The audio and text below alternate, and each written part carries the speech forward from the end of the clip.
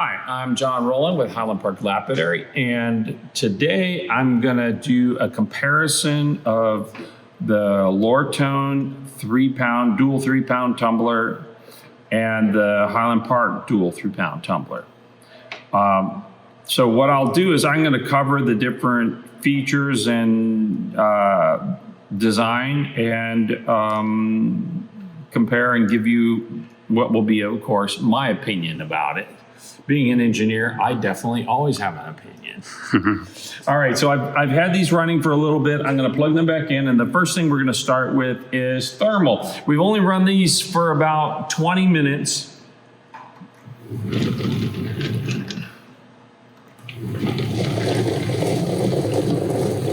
So they both basically running the same speed, although the Highland Park, the speed is adjustable on it, so you can affect it. Measure the Highland Park temperature. This is a thermal.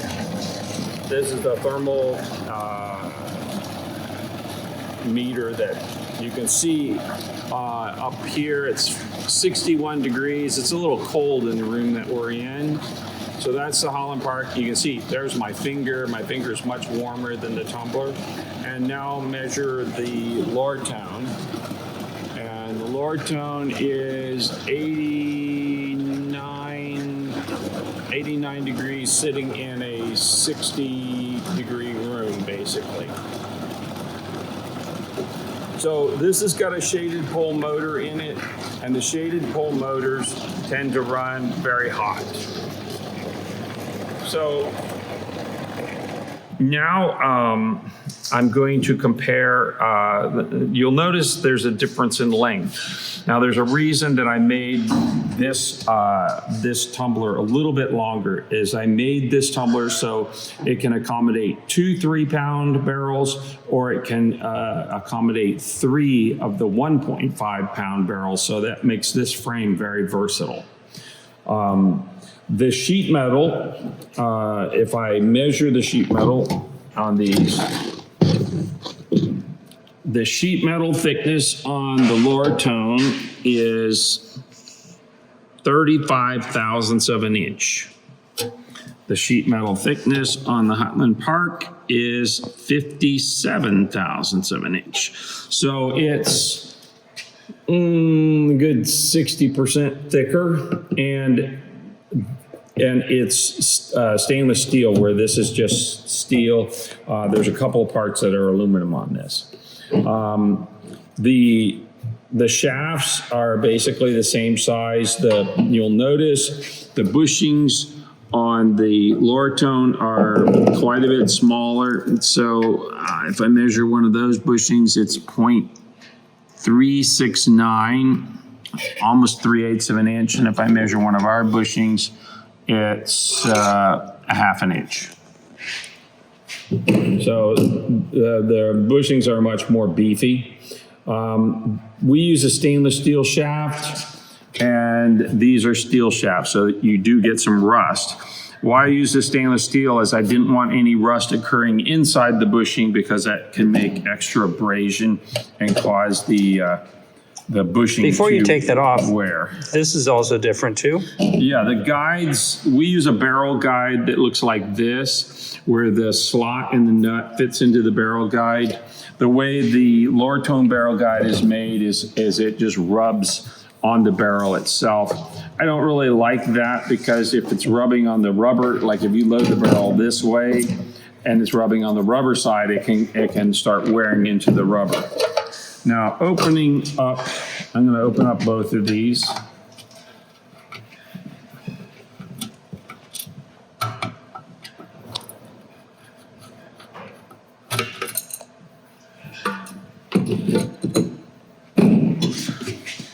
This is a shaded pole motor. Measure that temperature of the shaded pole motor.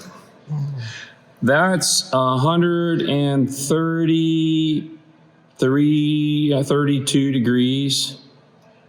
And measure the temperature of... your fingers. Move your finger out. Yeah, that's my finger. Basically, it's 67 degrees. So I'm putting my finger right on the top of it. This is a brushless DC motor. The real advantage of brushless DC is you can control the speed. So with this little tiny controller that's in the bottom here, we can adjust the speed to any speed that we want. And we don't need a belt and a pulley like this, and we don't have any problems with temperature. We don't need this whole, belt and pulley mechanism here. You'll see that the comparison is we have a coupler, and this is a direct drive. So there's no parts there to service compared to this. And what's the difference between these two motor technologies? Well, this was like 1800s. This motor technology was like 1890. It was developed. This is a much newer technology. Brushless DC is now in everything. So most common use of brushless DC motors is in cordless drills. Like the DeWalt or the Milwaukee drills, they have the same kind of motor technology. And the reason for that is that they have a low power usage and a high power output. They're very efficient. So you won't wear out your battery as fast on a cordless drill. Now, what's interesting is our friend Rob, who has Michigan Rocks, he measured the current used with the Lortone and the current used with this. And what he determined is that the Lortone tumbler running would cost about $6 a month to run full time. This one was about I think it was about a 1/4 of the power usage. You can watch his video, and he's got. It was like $1 and change, and yeah, it's much less power usage. And part of it is when you feel heat coming out, it takes power to create heat. So what's happening is a lot of the inefficiency in the motor is because it's creating all this heat. Because that's not actually doing work and turning the shaft and making it run. It's actually heating up the whole body of the motor. These are, all the tumblers that are out there, Chicago, the Harbor Freight, Lee Gould, all of those use the same motor technology. Tumblebee, all of them. And they all get hot. And if you're in a hot environment and you have a tumbler in your garage and it's a summertime and it gets up over 100 in your garage, if you're in Arizona or Phoenix or Texas or even some of the places in the Dakotas, it gets really hot during the summer. If you got a tumbler running in that, it's going to be very hard on the motor. Let's see. And the feet, the Lortone has a little stick-on feet, and we have one that's missing. The glue, when it gets a little oil on it or something, may fall off. I don't like doing that, so I made my feet so they screw on. They are not coming off there unless somebody unscrews the screw. They're using probably a Buna type rubber. I started and built the first units with the Buna type rubber, but what I found is the rubber doesn't wear that well, so I went to vinyl, and vinyl is really, really durable, and it's going to have a long life. So that's our standard now. The other thing I changed is the barrel nut. The original ones I tried doing in brass, and brass has good wear characteristics, but what we found is that the brass running in this guide was some of the guides are a little bit sharper than others, and people would have some trouble with that brass wearing faster than it should. So we've changed all the barrel nuts now in all the future production to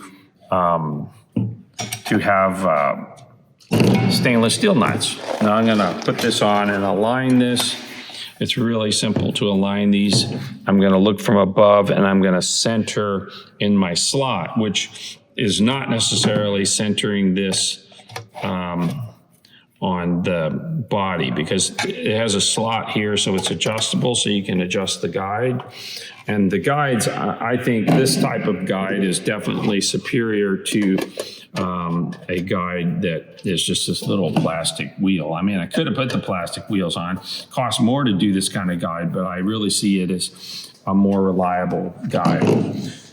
Other than that, in large part, the barrels are pretty much the same. Because the way our machine's set up and we don't have belts, we don't really need to texture the barrels. We haven't had any problems with them not turning. Part of that's because of the quality of the bushings we use. If you get extra drag on this idler shaft, it can cause, like if this shaft is not turning easily because the bushings are starting to get worn, it can create enough drag that the barrel will slip on the drive shaft. But with the vinyl, we found that that's pretty reliable. So there you have it. So we were going to do a comparison with the Chicago tumbler, which I believe is Harbor Freight's brand of tumbler. But the problem we have, and this one here is like, I don't know, a year and a half old or something. But this is why I really dislike the shaded pole motor and drive setup. Like, if it's sitting for a little while, the belt gets a set, and this is a very squishy belt, and you can see the plastic pulleys in this. There's a crack right there. And if I turn it on, it's barely gripping, and there's plenty of oil on the shaft. It just doesn't want to turn it because the belt is not making good contact, and it's stretching, and the plastic pulleys, and it's like... So you'd have to then do adjustments here back and forth. Well, you could adjust it, but I think it's gonna still have problems. You know, I know because I played with these, and honestly, if you're getting a tumbler for a kid, the last thing you want to do is give them a tumbler that has a belt that's going to give them problems. Now, I noticed that this has these guides, but also the other thing that struck me is these have 110, 120 volts going into them. This doesn't. How much voltage goes This into? is 24 volts DC. So this is DC. If a kid dumps water into the top of this by accident, well, an adult could do it too. But if you dump water into it by accident, it's not going to be a big problem because it's 24 volt DC. If you dump water into any of these other with the shaded pole motors, particularly if there's a number of them out there that don't have grounded plugs on them, and even if they do, there's still a shock risk. Right. Unless you have a GFCI circuit, you still have a shock risk, and so they have several disadvantages. Any shaded pole tumbler. The Lortone, the Ligul, the Chicago, the Harbor Freight, they Tumblebee, all have, the National Geographic too. National Geographic is a little different. Wow, that got hot really fast too. They all have the same thing, which is they're all 110 volt AC. They all have openings in the top because they're trying to keep it cool, and they all have belts. So my claim would be that the belt's obsolete. Oh, that was up at 109, and we just turned it on. Yeah. It will get much, much, much hotter if I leave it sit for very long here. Yeah. Yeah, you can see it slowly climb up. So these are really, you don't have any kind of... Okay, they're cheap. They're cheap, but you kind of get what you pay for. Right. Well, maybe you even get less. Well, basically, we designed this tumbler to last forever. Just like all our gear. We want it to last forever. Then people can be getting nice rocks instead of having to fix their equipment or replace their equipment. They can get nice rocks instead, which is much more fun.